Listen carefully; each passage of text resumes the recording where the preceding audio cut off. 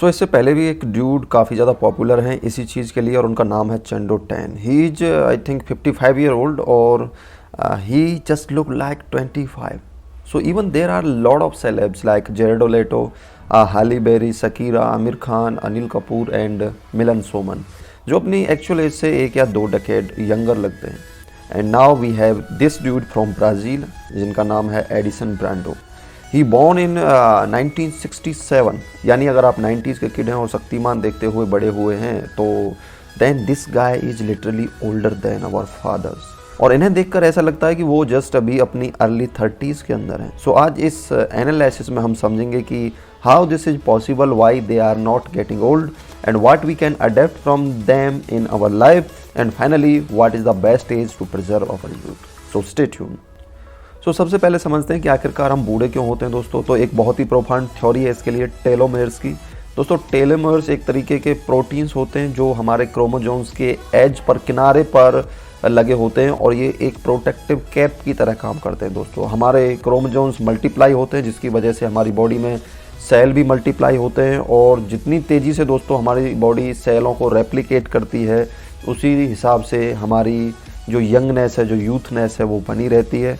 और दोस्तों ये जो टेलोमेर्स हैं, ये देखो, ये क्रोमोसोम्स को तो सुरक्षित रख लेते हैं लेकिन इस रेप्लिकेशन के दौरान इनकी साइज है, इनकी जो लेंथ है वो घटती जाती है दोस्तों। और जैसे जैसे इनकी जो लेंथ है वो कम होती जाती है वैसे वैसे बॉडी की हीलिंग कैपेबिलिटीज़ कम होने लगती हैं। बॉडी में नए सेल्स बनने की जो प्रक्रिया है वो काफ़ी कम होने लगती है।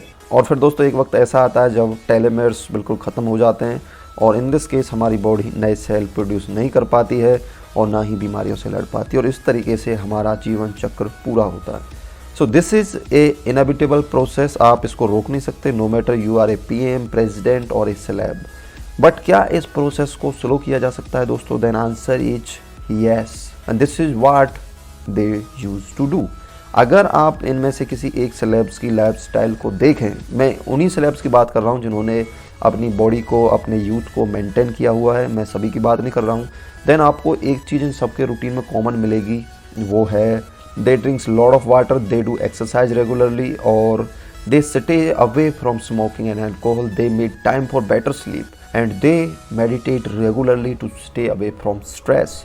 और दोस्तों अगर मैं आपसे ये कहूँ कि सारी ये जितनी भी आदत है ये एक तरफ और स्ट्रेस मैनेजमेंट एक तरफ, तो ये कहना गलत नहीं होगा, क्योंकि जब भी हम स्ट्रेस के अंदर जाते हैं due to any reason, then दोस्तों ना सिर्फ हमारा इम्यून सिस्टम कोलैप्स करता है बल्कि इसका असर हमारे पाचन तंत्र से लेकर मानसिक संतुलन तक पड़ता है दोस्तों। और ये असर बहुत ही ज़बरदस्त तरीके से पड़ता है। एज ए रिजल्ट बॉडी ठीक तरीके से फंक्शन नहीं कर पाती एंड इट बिगेन, और ये बॉडी के लिए फाइट और फ्लैट जैसी कंडीशन बन जाती है और इस दौरान हमारे टेलोमेर्स की जो लेंथ है वो बहुत तेज़ी से शॉर्ट होने लगती है, which means you gonna age faster. इसलिए कहा भी गया है दोस्तों कि stress is the worst enemy of our self. And दोस्तों there is a good example of Halle Berry and Cynthia Nixon, they both are 52 right now और आप देख सकते हैं कि कितना डिफरेंस है। Even you can say 2 decades different is there, 20 साल का गैप लगता है दोनों को देख के।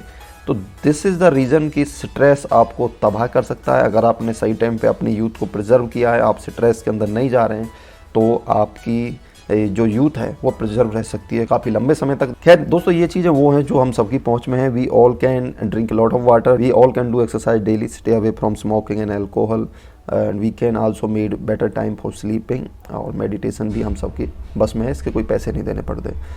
लेकिन दोस्तों these are celebs and they have money, that's why they have better resources than a common man. Apart from expensive serum creams and makeup artists, they have access to expensive laser treatment. दोस्तों laser treatment वो treatment है जिसको ज़्यादातर celebs लेते रहते हैं, just like botox. After 40 they also use botox to lift their face and improve their look. अगर दोस्तों मैं यहाँ पर एक एग्जांपल दूँ तो वो एग्जांपल होगा आमिर खान का। 2006 की फिल्म आई थी एक फना, and you can see he is 41-year-old here and you can clearly see he has very puffy and rough skin texture here. Of course यहाँ पर आमिर खान का बॉडी फैट भी थोड़ा ज़्यादा है compared to this pic from 2009 movie 3 Idiot, and you can see he is just looking like a college student here and his skin texture is improved and despite of that he is 44-year-old here. समझ रहे हो ना? I know there are a lot of things involved, but this is also a magic of leisure. Let me give you the another example again of Amir Khan. So this is the picture from 2021 और आप यहाँ पर देख सकते हैं कि बहुत सारे एजिंग के साइन उनके चेहरे पर दिखाई दे रहे हैं, उनके वाइट हेयर्स यहाँ पर दिखाई दे रहे हैं. But then we saw him in the cameo of Harfanmaula song and literally he became young again. Yes, I agree, apart from leisure or improved skin texture, there are many factors working here, but yes, laser treatment is something these celebs often use to improve their look to skin quality. तो दोस्तों simply laser में क्या होता है, laser आपकी skin के ऊपरी परत के जो सेल होते हैं उनको जला देता है और इस इंजरी को हील करने के लिए बॉडी नेचुरली बहुत सारे केमिकल्स और हीलिंग प्रॉपर्टीज़ को रिलीज करती है, जिसमें कोलाजन भी होता है. और दोस्तों आफ्टर 1 or 2 वीक लेटर जब वो खुरंड या फिर डेड स्किन झड़ जाती है तो उसके बाद एक नई स्किन मिलती है और वो स्किन बहुत ही ज़्यादा नई तो होती है और साथ ही साथ वो फ्लॉलेस होती है और उसमें जो रिंकल हैं, इवन काफ़ी गहराई में जो रिंकल बन जाते हैं वो भी निकल जाते हैं लेजर ट्रीटमेंट से. साथ ही दोस्तों इस रिजल्ट को मैक्सिमाइज करने के लिए ये सेलेब्स काफ़ी महंगे सप्लीमेंट्स भी यूज़ करते हैं, फेशियल सीरम भी यूज़ करते हैं. कुछ सीरम्स दोस्तों जैसे हाइलारोनिक एसिड हो गई या फिर कुछ कोलाजन के सप्लीमेंट्स हो गए, वो हम सबकी पहुंच के अंदर तो हैं, लेकिन दोस्तों इसमें बहुत सारे मार्केटिंग गिमिक्स हैं. जैसे कि एक सप्लीमेंट आया था ओजीबा का कोलाजन बिल्डर. हकीकत में दोस्तों वो कोई कोलाजन सप्लीमेंट्स था ही नहीं, बस वो कोलाजन बिल्डर के नाम पर बेचा जा रहा था. उसमें कुछ बेरीज थी, कुछ विटामिन थे, बट वो सच में कोलाजन नहीं था. दरअसल आपको अगर कोलाजन सप्लीमेंट की तरफ जाना है तो वो आफ्टर 30 ईयर के बाद आप जाएं उनकी तरफ, और साथ ही पेप्टाइड कोलाजन लें. ठीक है, कोलाजन पेप्टाइड्स आते हैं, आप उसी फॉर्म में लें. थोड़ा महंगा ज़रूर रहता है, 2-3 हज़ार 3 हज़ार के आसपास का, लेकिन वो एक्चुअली में काम करता है. सो ये तो हो गई एक बेसिक सी बात है जो हम सबको जानने की ज़रूरत थी. बट अगर हम केस देखें यहाँ पर एडिसन ब्रांडो का, then he never undergone through any laser treatment according to him, and therapy भी उन्होंने ऐसी कुछ खास नहीं ली है. He is all natural according to him. So how this is possible? तो दोस्तों अगर आप इनका लाइफस्टाइल देखें, चाहे चेंडो टैन हो चाहे एडिसन ब्रांडो हो, he is drinking lot of water. उनकी लाइफस्टाइल एक जैसी है. He does meditation every day, workout every single day, they stay away from stress, और मेडिटेशन वगैरह वो करते ही हैं. और दोस्तों सबसे बड़ी चीज़ ये है कि दोस्तों हम वर्कआउट करते हैं और फिर छोड़ देते हैं, फिर करते हैं फिर छोड़ देते हैं. इससे अच्छा तो ये है कि आप वर्कआउट ना ही करो, और वर्कआउट करना है तो प्रॉपर रेगुलरली उसको अपनी एक लाइफस्टाइल बनाओ, तभी वो अच्छा है. वरना ऐसी भी कई थ्योरीज़ हैं, कई रिसर्चेज हुई हैं जो ये दिखाती हैं कि एक्सरसाइज करना छोड़ना बिल्कुल भी अच्छा नहीं है. तो सनस्क्रीन लगाना बहुत ही ज़्यादा ज़रूरी है दोस्तों, क्योंकि जो सन डैमेज करता है आपकी स्किन को, उससे आपको आपकी स्किन को बचाना पड़ेगा. अगर आप अपनी स्किन पर रिंकल नहीं देखना चाह रहे हो, सिंपल सा है कि या तो आप किसी कपड़े से अपना फेस कवर करके निकलो, और या फिर आप सनस्क्रीन लगाओ अगर आप अफोर्ड कर सकते हैं अच्छी सनस्क्रीन को. And finally he is extremely blessed.